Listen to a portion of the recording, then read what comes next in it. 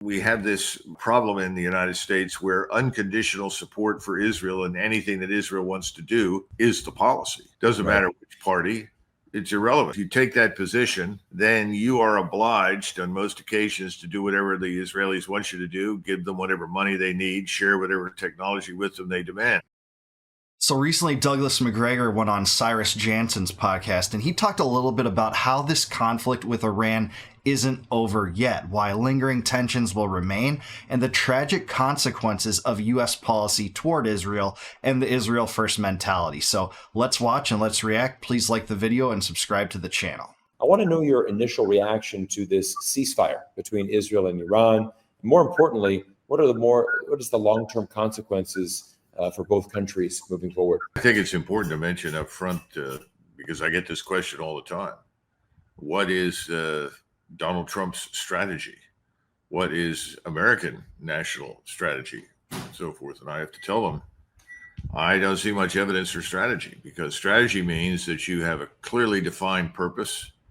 You know how you want to achieve that purpose, and you know what you would like things to look like after you accomplish your purpose.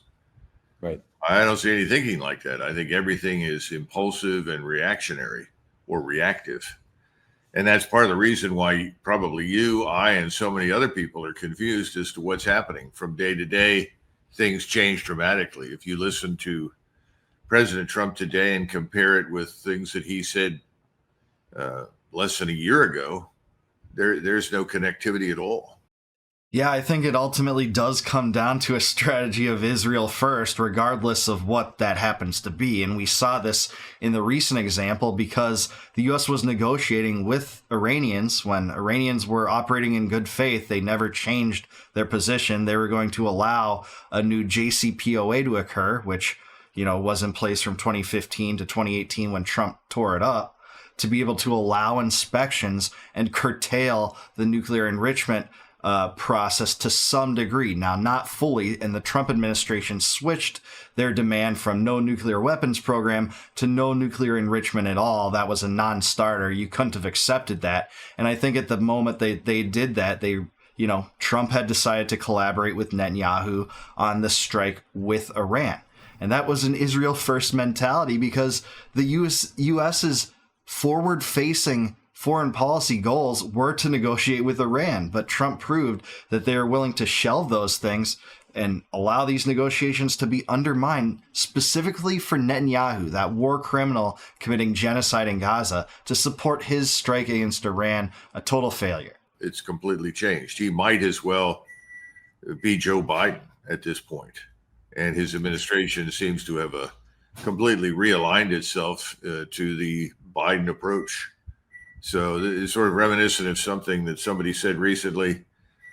We keep voting for somebody that we think is new, who's going to do things differently, and we discover that we got John McCain again. And now increasingly people here are calling President Trump an orange McCain.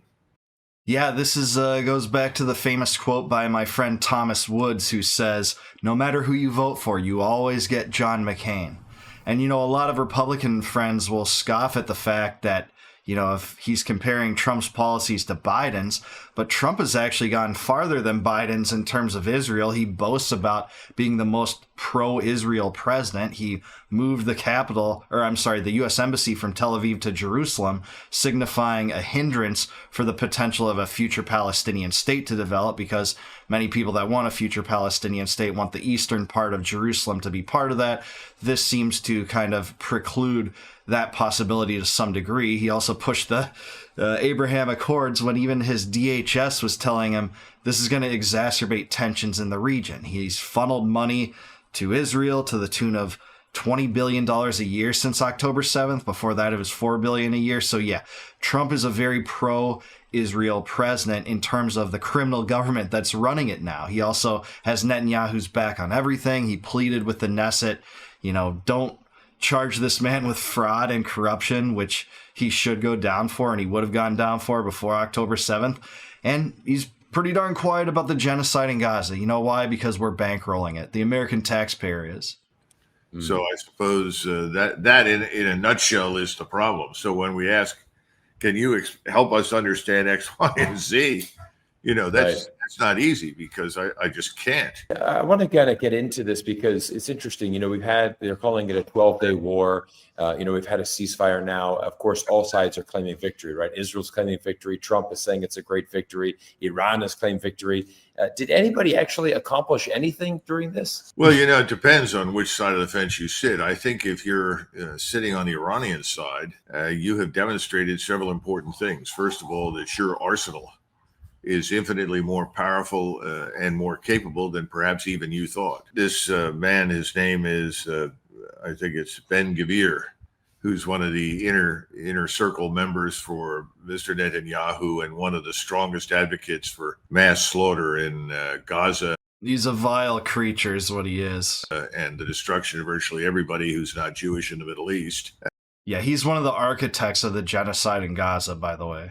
He was heard on speaking publicly saying, when he was answering, why have you asked the United States to step in this soon? And he said, well, we underestimated the Iranian arsenal and their capability. I think they did. And they forgot the lesson that no matter how good your supposed defenses are, the enemy can always overwhelm your defenses with enough projectiles. Yeah, I agree with that, but they also just wanted to draw the U.S. in. The difference between, Iranian missiles and Israeli missiles didn't matter as much to Netanyahu. He wanted the U.S. drawn into this war to take the negotiations with Iran off the table in hopes that they could launch a regime change war that the U.S. would support. And that seemed to be on the table for a while because Trump floated it out there. And I don't think that was by mistake. I think he floated out and flirted with regime change in that Truth Social post to see how his base would react. Well, we got to see the true colors of a lot of people when he did that. The neocons, the never-Trumpers, got ahead of this and said, hey, we're pro-Trump now. And if you oppose this strike, you're not MAGA at all. You're not part of this movement. And those 2016 never-Trumpers that did that were constantly berating Trump for his foreign policy back then. They were trying to move Trump in this direction. But some of them were very good on it. Massey was great. Marjorie Taylor Greene was great. Matt Walsh was great. Steve Bannon was great. Tucker Carlson was great, saying don't intervene. And that meant a lot too. So thankfully this off-ramp was taken, but I think the only way it was taken and the only reason that was a possibility because Iranians practiced unimaginable restraint in their retaliation because they tipped Trump off to it. It was an inward-facing, face-saving measure to show that they were willing to strike back, even though that didn't do any damage to U.S. troops. And by the way, that completely contradicted the narrative that the neocons and the Israel firsters wanted to sell us, and that's that Iranians would try to wipe Israel off the map or kill as many U.S. soldiers as possible. They chant death to America. How dare them, words are violence. That's the narrative we got, and that was utterly disproven. Enough missiles. So I think we're learning that again. We should have learned that to some extent from the Russo-Ukrainian war. Right. So the idea that you can build some sort of air and missile defense that's going to keep everything out is absurd. The problem is that for every missile that is shot at you, you fire 2 or 3 back. So if 500 missiles are shot at you or 200 missiles, that means you've shot 400 in response.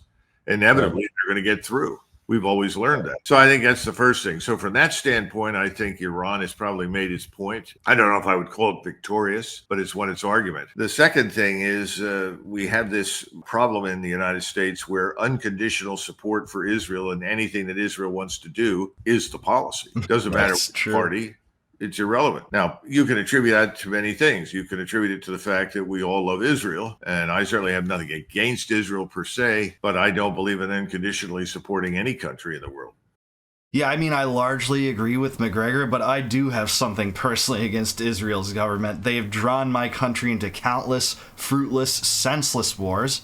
They are supporting a violent and criminal genocide in Gaza right now that the U.S. is bankrolling. They don't seem to act against. And the Israel lobby has control over my country's politicians. That's a foreign lobby, lobbying on the part of a different government. Now, when Tucker Carlson sat across from Ted Cruz and asked him, what's one good thing that this relationship brings to us, that AIPAC lobbies for? And he just can't answer. In fact, Tucker asked him, what kinds of things does AIPAC lobby for? And Ted Cruz says, well, not much, really. Well, no, Ted. Actually, they do lobby for endless money, endless technology, endless military equipment, endless assistance in their preferred regime change operations, which they did want in Iran. Netanyahu was on record saying that he wanted the Libya model to apply. So I do have something against it. But I'm with Macgregor when he talks about that in some ways Iran did prevail. In a propaganda victory inward facing, they can say, hey, we stood up to the might of Israel and the United States, and we're still here. You know, the government's still in power. They didn't even seem to have taken away their nuclear capacity and their nuclear enrichment program, which a lot of it seems smuggled away from Fordo. There was a motorcade of vehicles that arrived there weeks in advance, and many people are covering this story, even though the Trump administration is trying to celebrate it. So I'm mostly with Macgregor, but I do have something personal against Israel's government. Not necessarily the people. Many people, there are dissidents in Israel too that hate this nonsense. In fact, come to think of it, I don't even unconditionally support my own. You know, the problem is that if you take that position, then you are obliged on most occasions to do whatever the Israelis want you to do, give them whatever money they need, share whatever technology with them they demand. So I think that's been a problem, and it has brought us to this point in time. Remember, we never mentioned Gaza. Gaza is irrelevant, doesn't come up for discussion, but people die every day, every night in Gaza, and continue to do so. The population there has dropped by supposedly as many as 400 plus thousand. How many have died from various diseases? How many have been killed outright? Who knows? Yeah, I mean, I've seen stats from 50,000 killed to 100,000 killed, you know, several 100,000 killed, you know, many dozens of thousands of people missing that are presumed dead. It's just hard to know. But what I know is this: at its height, Hamas had about 35,000 members. And now, if you're doing liberal estimates, they have about 13,000. And they're not even trying to shoot rockets into Israel anymore. The last one was shot into Israel in April. And before that, it was sporadic. This was never a proportional response. And it wasn't even a war. This is a genocide designed to extend Israel, just claim all of Gaza in the name of Greater Israel, this mad project that the U.S. bankrolls, and then establish concentration zones. They're open about this. They want Rafah to be a concentration zone to put, you know, refugees. And then the IDF will shoot at people waiting in line for aid, by the way. That's what we're getting. How many have left? I have no idea. But the Arabs have generally taken a position that they would rather die than leave their land. So I suspect that most of that is death in Gaza. That goes on. And that is a permanent catalyst for conflict between Israel and its neighbors. And the notion that you're going to come to some sort of solution with Iran, which I doubt that everyone's going to be satisfied with, and that's going to solve the problem, is wrong. So that's a permanent problem. The unwillingness to step up and solve that, Donald Trump's unwillingness to face it, mention it, and do anything about it speaks volumes. Yeah, that's true. I mean, there's been a lot of doubling down on that, or just not talking about it at all, which is probably more common. But the press isn't exactly asking that many questions to him on that either, and they do ask a lot of questions on stuff like Ukraine and Iran. So, you know, I don't think that this issue is ever going to go away as long as that genocide continues, and there's no sense in thinking otherwise in terms of what's going to happen unless you completely change the lobbying system in the United States, take away AIPAC's power, make them register as a foreign lobby as they should, because no other foreign lobby is able to operate like that. Imagine if there was a Russian lobby able to do that. They would be condemned and be raided and canceled, and you'd be called a Putin agent and a KGB officer. You know, we know it would happen. Israelis have decided to join the celebration that Iran's nuclear development capacity is dead. I don't see any evidence for that at all. And my sources in the intelligence committee here and abroad tell me that those targets were largely empty, that there was nothing there. So we destroyed nothing. However, it was great from an optical standpoint. We blew all these things up. Nobody stopped us. There were no air defense missiles shot at us, no jamming, no counter strikes of any kind against our incoming aircraft and missiles. Yeah, that's true. It looks like uranium was taken out of at least one of the three facilities called Fordo. And if I'm an Iranian, I want to just fast track a nuke now, basically after what's happened and after looking at how the U.S. treats North Korea, say compared to Gaddafi and Libya, where Gaddafi gave up his nuclear weapons program in the mid-2000s. North Korea acquired it, and the U.S. and Israel don't mess with it. That's the lesson from all this. And I know there's a fatwa, officially a religious edict on the part of the Iranians not to develop nukes, but that might just be optical. If I'm the Ayatollah, I want nukes as soon as possible. And if I'm the successor to the Ayatollah, I want nukes as soon as possible. I can't see why not. It makes too much sense. And then subsequently, the next day, the Iranians obliged us by telling us that they were going to attack a target, told us in advance, told us where it was. And they obviously knew that we'd already evacuated Bahrain, Right. the facilities there. So they blew up the airbase and sort of called it a day. It strikes me, and this I believe is true for President Trump, because if there's one thing I can say about him, I know he doesn't want war. Problem is Right. he doesn't know how to prevent it and how to stop it, or if he does, he can't do it. He did not want a war with Iran, and Iran does not want a war with us. I mean, that's clear. So here we're back again to the Israel question. Is there some sort of long-term goal here that will take us away from future conflict and hostilities? I don't see any. So how long will it last? 2 days, 2 weeks, 2 months, longer? Who knows? I think it'll eventually break down. Now, here's the last point, the most important one on my judgment, really. The Israelis are running out of cash and missiles. Smotrich, the finance minister, had spoken just a couple of days ago and said, we've got another week, maybe 2 weeks before the economy implodes. So there it is from the horse's mouth. We have So I mostly agree with him when it comes to Trump. Some of Trump's foreign policy instincts have actually been good, but he doesn't exactly put himself in a position to get away from the bad foreign policy blunders that have characterized the American system for basically my entire life. He's surrounded himself with hardcore ardent Zionists, some neocons. I'm talking people like Marco Rubio and Mike Waltz that was part of his administration, and Mike Huckabee and Keith Kellogg, and, putting Mark Levin on the Homeland Security Committees. Things like this is not going to avert war with Israel's enemies, and war in general, certainly so.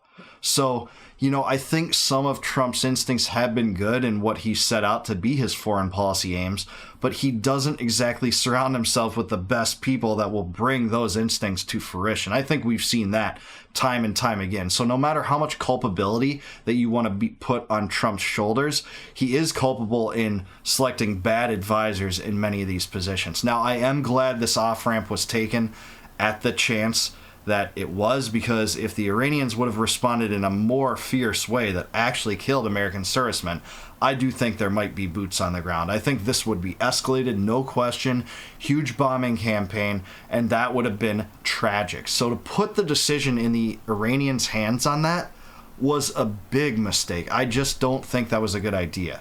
And I think this problem is going to rear its ugly head again. New propaganda is going to come out. They're 3 weeks away from a nuclear weapon. You're going to hear Netanyahu say it. You're going to hear the neocons say it.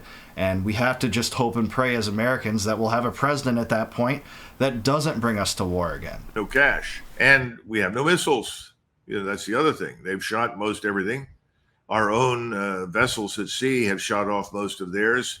So you got to go back to port to reload. We aren't building missiles fast enough to keep up with the pace. And the question is, where does it all lead? My concern now is, after this experience, virtually everybody who can get a nuclear weapon is going to go out and get one, because that's the only way to be sure that neither we nor our Israeli partners are going to try and intervene and destroy their countries. And remember that That's 100% right, I think. Mr. Netanyahu's goal, unlike Trump, he has a very clear, unambiguous picture in mind. It's called Libya. That's what he wants. Yeah.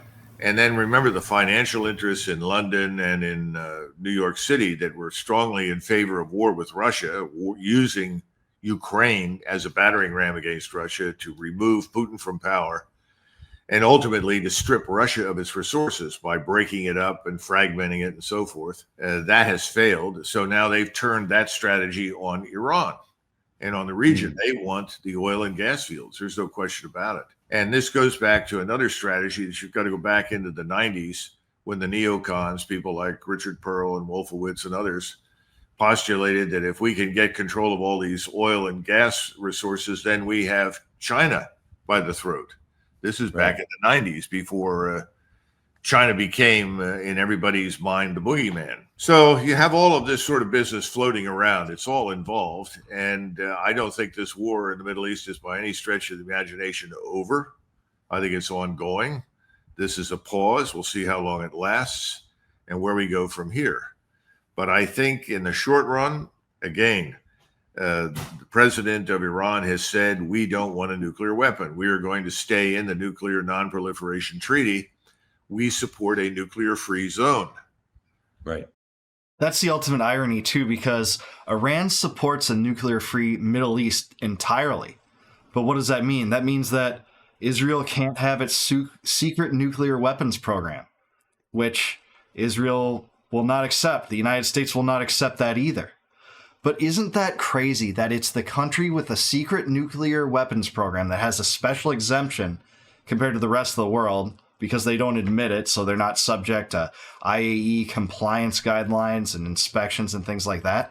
They're striking a country on the suspicion that it has exactly what it has, a secret nuclear weapons program, which they didn't, by the way.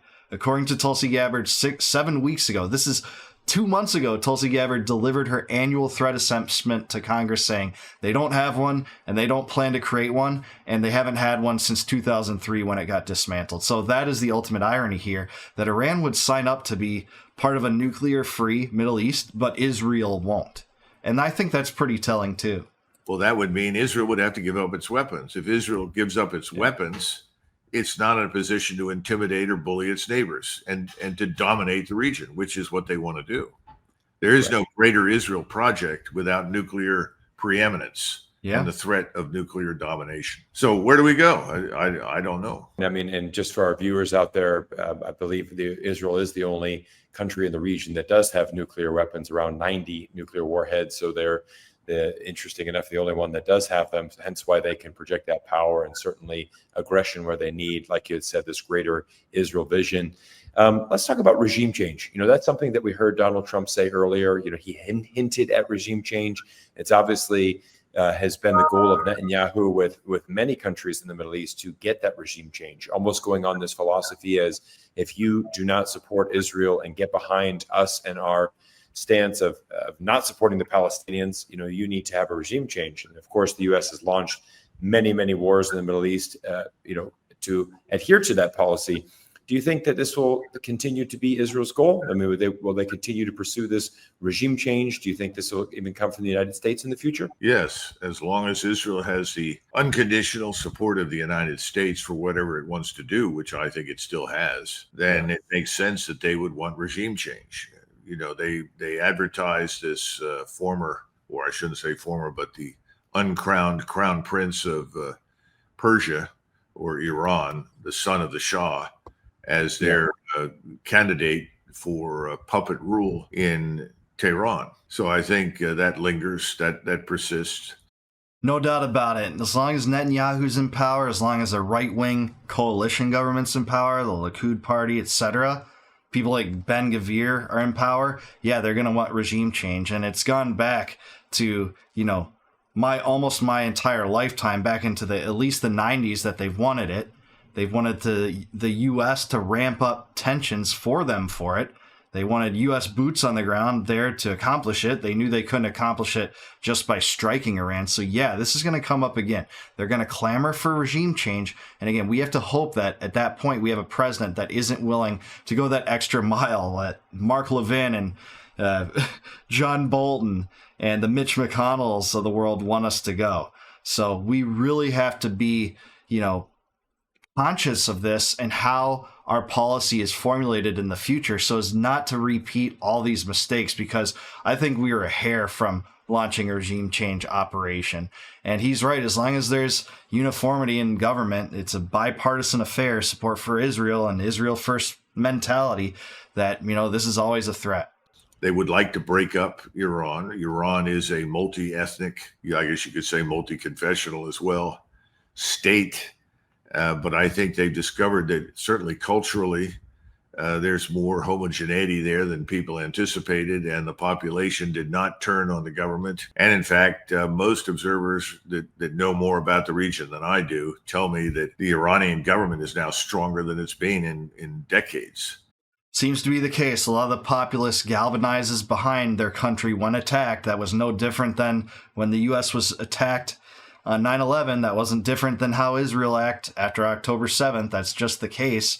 And, they were attacked first. So, of course, they're going to rally behind their government in a sense of patriotism. And you can see reporting on this from the Gray Zone and other places that show from direct sources on the ground that does seem to be the case. The population has lined up behind it, which shouldn't surprise anybody. I mean, we've been down this road before. Yeah. And so Iran, this is a civilizational state, if you will, that rests on the foundations of Persian culture and history and language. And I think as a result, it's more resolute and more capable of withstanding external attack than I think anybody believed. Everybody was thinking in terms, I suspect, of Iraq. But Iraq, like Jordan and the Emirates, these are things that were created in the Versailles Peace Conference, literally by the British Empire. They're not rooted in very much. Now, you could certainly say, well, the people in the Emirates, they had places on oases where they had, capitals, and there was a sort of a nation state of some kind there. Okay, that's fine. But fundamentally speaking, these are not in the same category as Iran by any means. And the same thing is true for Iraq. One of two things is going to happen. Peace is going to break out, and we're going to join hands and sing Kumbaya, and it's all over. Or this is just the beginning. And I think before it's all through, we're going to see the map in the Middle East change profoundly. Yeah, I hate to agree. A ceasefire is not an end to a war, and all the tensions still seem to remain. And the end game, as we thought it before this began, doesn't seem to change. The Israelis want regime change. The U.S. wants to have a negotiated settlement with Iran over curtailing their nuclear enrichment process, have a new JCPOA with more advantages so Trump can get out in there and say, oh, this is better than Obama's version. But that doesn't seem to be possible now.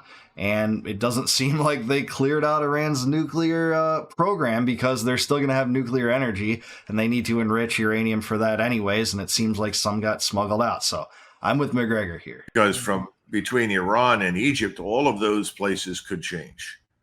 Everything could change. The Iraqis, for instance, or the people sitting in Baghdad at any rate that are Shia, view Kuwait as part of their country. I don't know that they'll act on that immediately, but we ought to keep that in mind. I think we're going to see more problems in Syria. We went along with the Mossad, CIA, MI6 plan to finally destabilize and destroy Syria, but the price for that was cooperation with Mr. Erdogan in Turkey. Now, Mr. Erdogan wants to control Syria from Damascus north. Damascus is a great city of the Islamic world.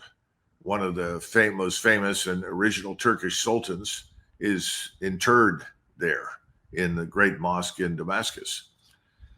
So I think there's a lot more going on there. And this sort of arrangement between the Turks and the Israelis, that they're going to sort of cooperate in order to exert some degree of hegemony over the region, I don't think it's going to last. The Turks are biding their time. Yeah, and Israel continues to extend its demands on West Bank settlements, claiming areas of Lebanon and Syria for that purpose. The pursuit of a greater Israel, which the U.S. again bankrolls. They want to expand the West Bank settlements more than they already have, which is about 2/3 of the West Bank. They, too, have always known that if they needed a nuclear weapon, they could get it from Pakistan. Right. And I think that's true. I don't know about that. That might be true, but Pakistan is a predominantly Sunni culture with a Sunni leadership, Sunni regime running it. And Iran is a Shiite-run country by the Ayatollahs. There's obvious cultural differences. They're both Muslims, I suppose, but I don't know that it's that they would acquire a nuke from Pakistan any easier than they would acquire a nuke from Russia or something like that. Or just continue with the enrichment of the uranium that they seem to have gotten out of there in the first place. So we'll see. So I think we're in for more. And then, by the way, then the only other sort of civilizational state that you've got that's rooted historically and has a strong foundation is Egypt. So it's, Israel and Greater Israel is wedged in between Egypt on the one side, Iran and Turkey on the other, with these sort of oil emirates in between and the Saudis. It's all gonna, I think it's all up for grabs in the future. Yeah, it's hard to think that this conflict with Iran will just go away for no reason, even though all the lingering animosities remain. And if I was an Iranian, certainly they would. Again, I'd fast track a nuke. If I'm an Iranian nationalist, I'm sitting back here and learning the lessons of history, especially when they come to North Korea and Libya, and now this war in Iran, the 12-day war, or whatever Trump's calling it. Now, the Trump administration is celebrating this strike against Iran as if it was a huge success. And basically, no one's denying that, there's tons of rubble over all three of these sites. It looks like they got these sites. Don't get me wrong. All indications are that some of these facilities are under rubble, but there might be more of them. And it's kind of inconsequential if you think that the infrastructure or the actual uranium was taken out of there prior, and that looks to be the case with Fordo. There's been no regime change, to the chagrin of Netanyahu. That's going to come up again. I've said in other videos, kind of joked about it, memed about it, but it's realistic when I say, well, Vegas should just take odds on when the next time Netanyahu is going to demand regime change, because they're weeks away from a nuclear weapon. I think that might be months away. And I hope this administration doesn't get wrapped up in it again, because Trump at least had the sense to pull out when he did. He put us at peril and risked American lives to put that decision in the hands of the Iranians, I think.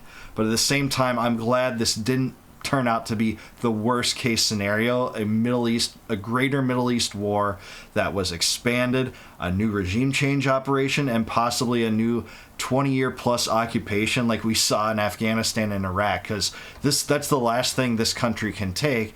And it also risks, if you're Trump, creating the biggest schism in the MAGA movement I think that has ever existed. I don't think that the rift with Elon Musk would create as much of a schism as that would have. And I think you are seeing the underpinnings of that regardless of what happened.